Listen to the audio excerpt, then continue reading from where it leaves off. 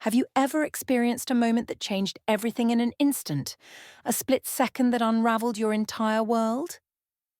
My own defining moment occurred on a beach, leaving an indelible mark I can never erase. This is my story. It's said that some moments linger like shadows, haunting us silently. 2 years have passed since that day, 2 years since my life completely shifted. What was meant to be a simple beach outing with my son, Leonard, turned into something entirely unexpected.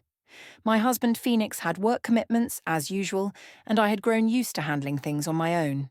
But on that particular day, something felt different, both then and now. We spread out our towels under the warmth of the sun, and I finally felt a break from the chaos of life.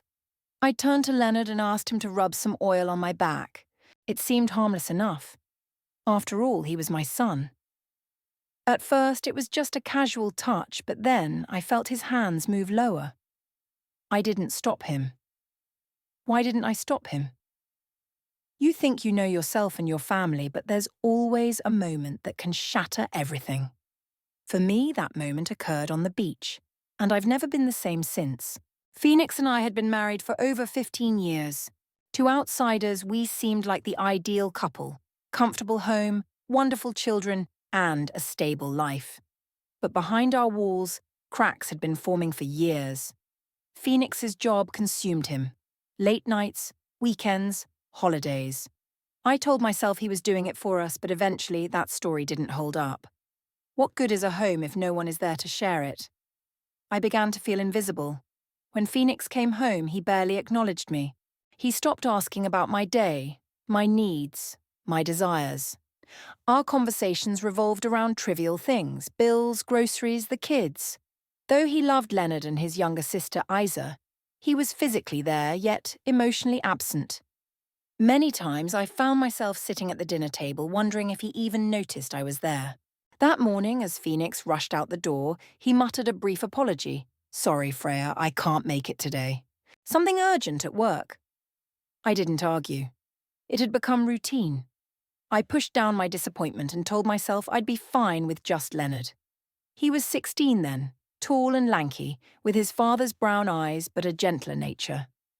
When I mentioned it would only be the two of us, he shrugged and silently packed up before following me to the car. The drive to the beach was uneventful, my mind wandering back to Phoenix. I thought about our past, movie nights, spontaneous trips, the spark in his eyes when he looked at me. I hadn't felt that warmth in so long, and I grew tired of being ignored. Once we arrived, Leonard helped set up near the water, and as I lay on my towel, I realized how much I longed for connection. "Isn't it nice to be out here?" I tried to sound cheerful. He simply nodded, his gaze drifting away. After a while, I remembered the oil. I turned to Leonard, asking him to help with my back. He hesitated before picking up the bottle. I laid back down, and his touch was soft, reminiscent of when he was younger. But then, it changed. I felt his hands moving lower, and my breath caught in my throat. I wanted to speak, but I remained silent. I told myself it was just innocent help, but deep down I knew it wasn't. "It's okay. You can rub there too," I said, the words leaving my mouth laced with something I didn't understand, something I regretted the instant it was said. Leonard didn't answer, but he didn't stop either. I shut my eyes tightly, struggling to process what was happening. His hands lingered, and I felt both panic and a strange emptiness, a need I couldn't explain. I let it happen. Why? Perhaps it was the loneliness, the yearning for validation, or maybe I simply didn't care anymore. If you've made it this far, I want to thank you. I know this is a difficult topic, and your willingness to listen means a lot to me. If my story resonates with you, or if you think someone else could relate, please like and subscribe to help me continue sharing my experiences. After that day at the beach, I was changed. Leonard's gaze shifted, each look heavier than the last, filled with a weight I couldn't name. I tried to push it away. At home, I kept up appearances, cooking, folding laundry, while replaying that moment in my mind, hating myself for how I felt about my son. Phoenix came home late again, giving me a hollow kiss. His presence felt like a ghost of what we once had. That night, under the same roof, I lay awake, consumed by thoughts of Leonard and the beach. It was wrong, but I couldn't shake the feeling of being desired. Days went by and I noticed Leonard getting closer.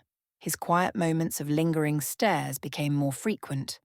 Then another weekend came, sweltering with heat. With Phoenix away again, I suggested we visit the beach once more.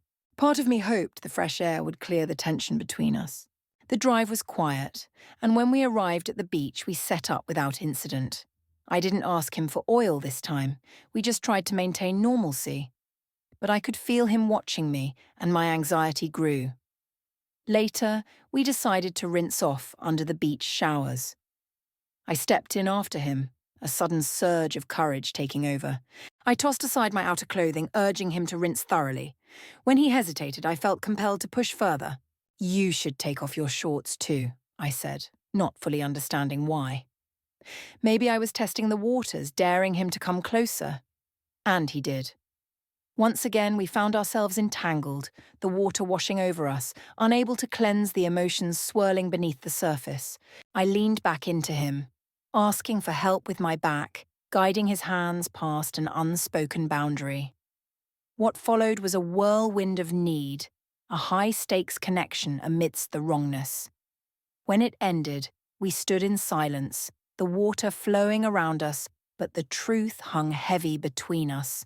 On the drive home, the silence felt unbearable. Leonard finally broke it, hesitantly asking what had just happened, but I couldn't answer. It wasn't just a simple "I don't know." The truth was far more complicated. Once we got home, we sat in the car, the weight of the moment settling between us. He looked at me, revealing a longing I also felt, but didn't know how to address. I whispered, maybe longer than I wanted to admit, and in that darkness, vulnerability intertwined between us. As the moment unfolded, he leaned in and kissed me, reigniting the suppressed tension. I felt seen again, alive in ways I hadn't felt in years. I didn't care about the consequences. The days that followed blurred together. Leonard found every chance to be closer to me, a constant magnetic pull. Lying next to Phoenix, thoughts of Leonard consumed me, reminding me of the passion I had lost. Everything changed one night after Phoenix left for work. Alone in the kitchen, Leonard stepped closer, breathing softly in my space. "Mom," he whispered, "I can't stop thinking about you." My resolve faltered, and I admitted, I can't stop either. That moment shattered everything. Leonard kissed me deeply, and I surrendered to the feelings I had denied for so long. In those moments, nothing else mattered, neither Phoenix nor Isa nor the life we had built. Since that day, nothing has been the same. We crossed a line, and the weight of guilt and confusion hangs over me. Every look from Leonard reminds me of what we've done. The doubts echo in my mind as I watch Phoenix and Isa, wondering how they remain unaware of the rift in our family. Maybe they're too caught up in their own lives to notice my silent struggles. I know this can't last forever. Secrets always come to light, and when they do, the fallout will be devastating. The guilt weighs me down, but so does the forbidden thrill that pulses through me. Leonard is the only one who makes me feel alive.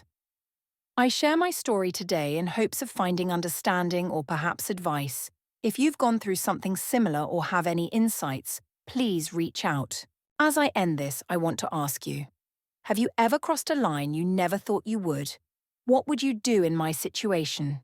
Let me know your thoughts in the comments below, and if you found my story compelling, please like, share, and subscribe. Your support means everything to me and motivates me to keep sharing. Thank you for listening, and remember, you are not alone.